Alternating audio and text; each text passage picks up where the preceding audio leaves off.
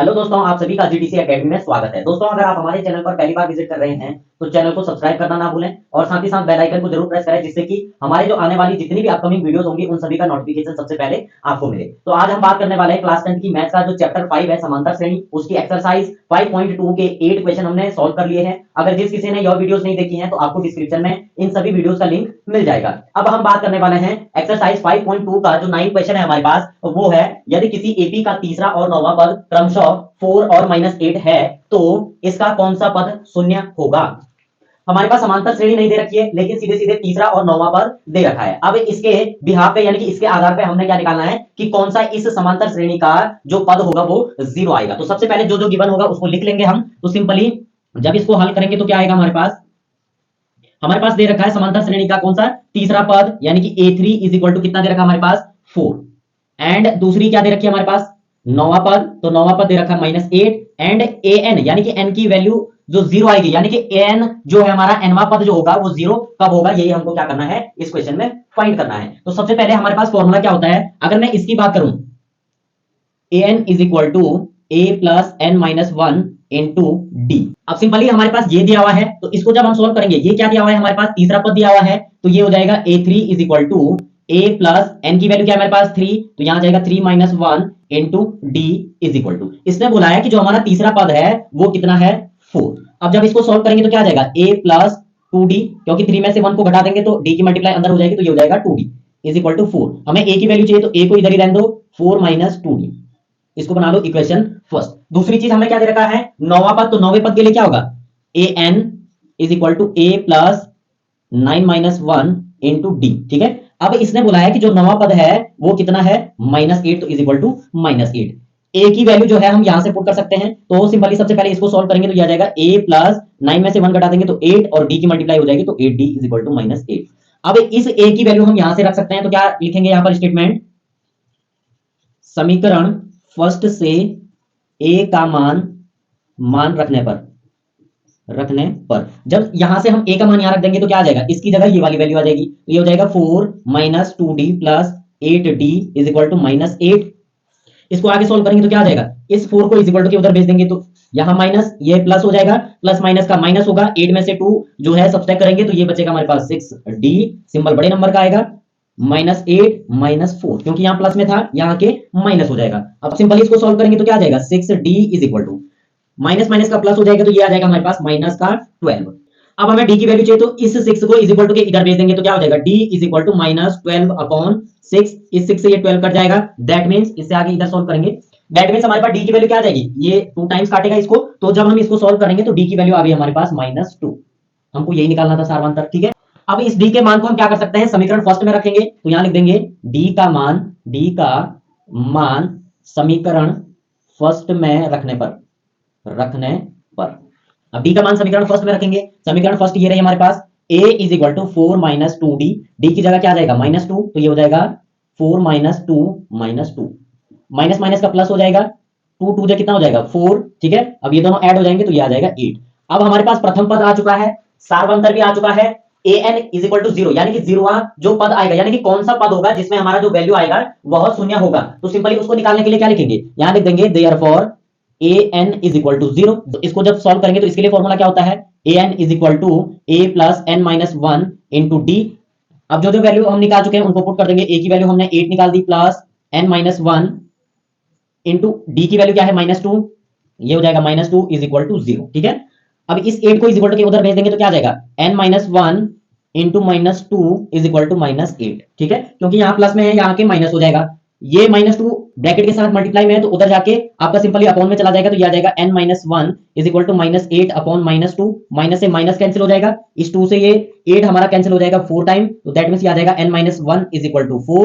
n की value चाहिए हमें, तो n को इज इक्वल टू के इधर ही रखेंगे, एंड हमें जो है क्या करना है, इस -1 को इज इक्वल टू के उधर भेज देंगे तो ये आ जाएगा +1, तो n की वैल्यू आ जाएगी हमारे पास 5। ठीक है, यानी कि जो हमारा ये वाला एपी जो दिया हुआ था, इसका जो पांचवा पद होगा वह क्या होगा 0 होगा। तो क्वेश्चन में यही पूछा गया था कि कौन सा पद जो है शून्य होगा, तो सिंपली हमने निकाल लिया है, तो यहां लिख देंगे अतः इस एपी का पांचवा पद शून्य होगा।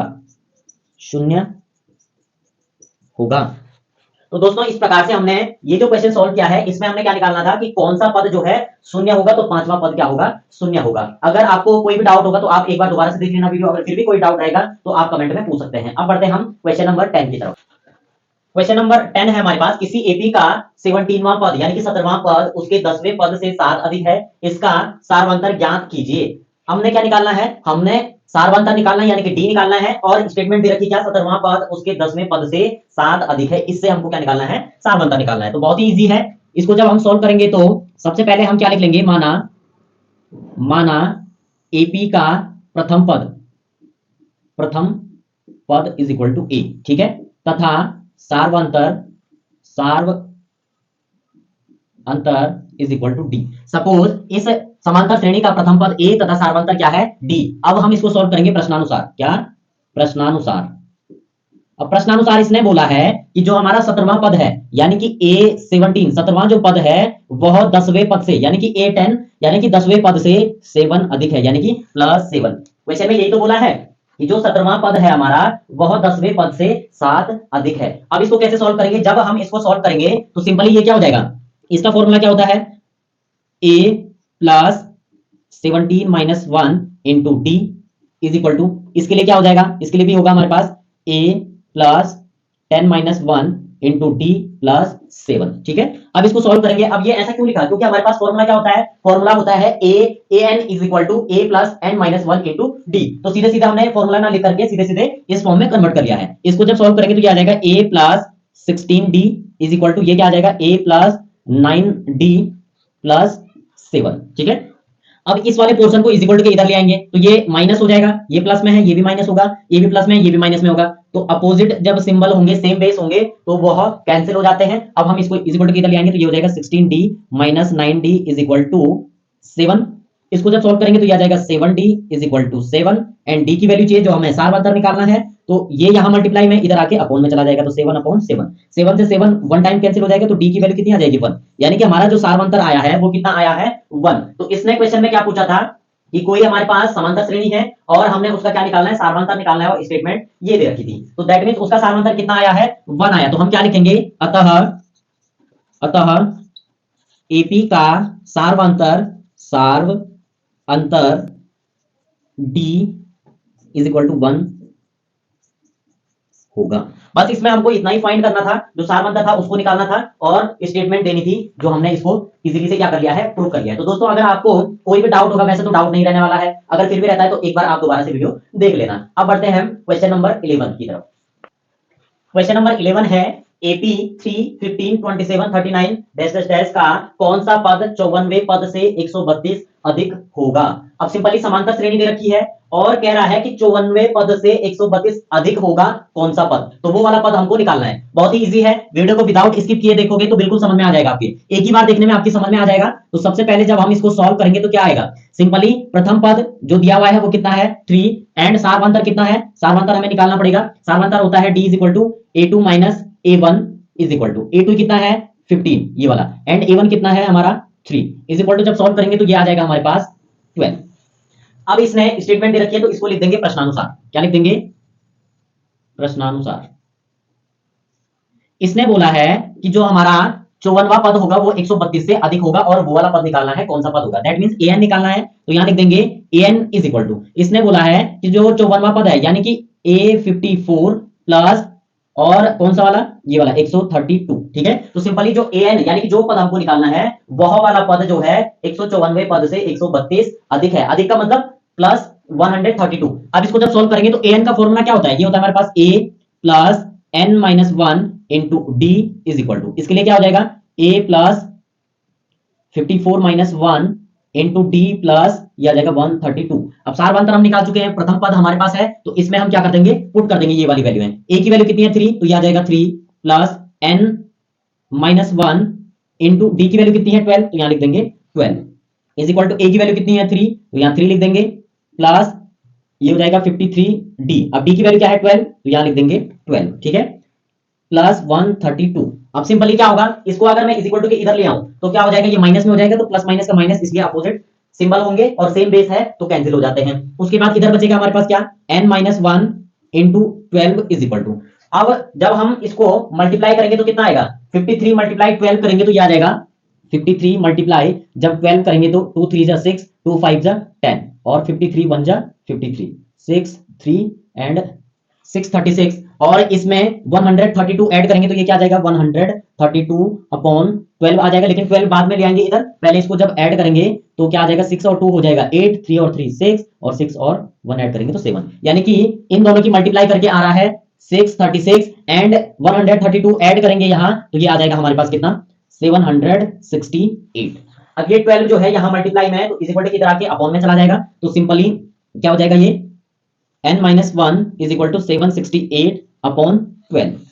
अब इसको जब सॉल्व करेंगे तो कितना आ जाएगा, अगर आपको 12 की टेबल नहीं आती है तो छोटे छोटे नंबर में काट दीजिए, दोनों 3 से कटेंगे। अब 3 से कैसे कटेंगे, कैसे पता चल रहा है हमें कि 3 से कट जाएगा, देखिए 3 की जो विभाज्यता का नियम होता है कि वो होता है हमने क्या करना है, जितने नंबर दिए हुए हैं जैसे ये 2 और 1 है, दो नंबर है तो इन दोनों को ऐड करके अगर 3 की टेबल में आता है तो पूरा नंबर 3 की टेबल से कट जाएगा, यानी कि 3 के पहाड़े से कट जाएगा। अब देखो 12 3 की टेबल में आता है ये तो कैंसिल हो जाएगा। अब ऊपर वाले को चेक करो 8 और 7 कितना होता है 15 और 15 में 6 ऐड करेंगे तो ये हो जाएगा 21 और 21 3 की टेबल में आता है, यानी कि दोनों नंबर हमारे 3 से कटने वाले हैं। 3 4 जा हो जाएगा 12 एंड ये कटेगा 3 2 जा 6, 1 बचेगा इधर 6 है तो ये आ जाएगा 16, तो ये हो जाएगा 3 5 जा 15, 1 बचेगा 3 6 जा। अब 4 से इसको काटेंगे हम तो कितनी बार कटेगा, सिंपली 4 से कटेगा ये 4 6 जा 24, 1 बचेगा 4 4 जा 64, यानी कि 64 चक्कू होता है हमारे पास 256। तो यहां हमारे पास बच रहा है n-1 इज इक्वल टू 64 हो जाएगा, तो n की वैल्यू क्या आ जाएगी, इस -1 को इस इक्वल टू के उधर भेज देंगे तो ये हो जाएगा 64 प्लस 1, तो n की वैल्यू आ जाएगी 65। तो दैट मींस हमको यही निकालना था कि कौन सा जो पद है वह 54वें पद से 132 अधिक होगा, तो वो वाला पद होगा 65। तो लास्ट में लिख देंगे स्टेटमेंट अतः 65वां पद 54वें पद से 132 अधिक होगा। तो दोस्तों इस प्रकार से हमने जो निकालना था कि कौन सा पद जो है 54वें पद से 132 अधिक होगा, तो वो होगा हमारा 65वां पद। इस क्वेश्चन में हमको इतना ही सॉल्व करना था। अगर आपको किसी भी क्वेश्चन में कोई डाउट रहता है, कोई क्वेरी रहती है, तो आप बेहिचक होकर के कमेंट में पूछ सकते हैं। और साथ ही साथ अगर आपको वीडियो अच्छी लगे तो वीडियो को लाइक शेयर एंड सब्सक्राइब करके बेल आइकन को जरूर प्रेस करें और अपने दोस्तों को भी शेयर करें। तब तक के लिए बाय बाय।